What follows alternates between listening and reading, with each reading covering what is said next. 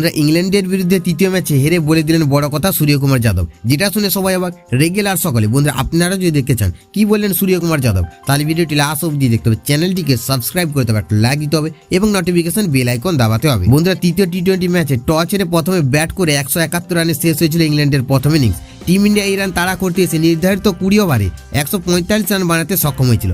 ভারতের এই পারফরমেন্সের পর ক্যাপ্টেন সূর্যকুমার যাদব ভুল থেকে শিক্ষা নেওয়ার কথা জানিয়ে দিয়েছেন। বন্ধুরা ম্যাচ শেষে মন্তব্য করে স্কাই বলেছেন, আমার মনে হয়েছিল দিনের পর একটু শিশির পড়বে। আমার মনে হয় হার্দিক এবং আকসার যখন ব্যাটিং করছিলেন তখন খেলাটি আমাদের হাতেই ছিল। তবে কৃতিত্ব আদিল রাশিদকে যায়, তিনি সত্যি ভালো বোলিং করেছেন, সে কারণেই তিনি একজন বিশ্বমানের বোলার। তিনি আমাদের ম্যাচে বদল আনতে দেননি। আমাদের দলের অনেক স্পিনার ছিল। এমন ধরনের খেলার থেকে আমরা সবসময় কিছু না কিছু শিখে থাকি।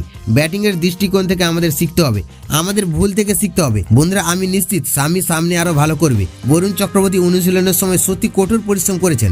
আমরা কঠোর প্রচেষ্টা চালাবো এবং পরের ম্যাচে ফিরে আসবো।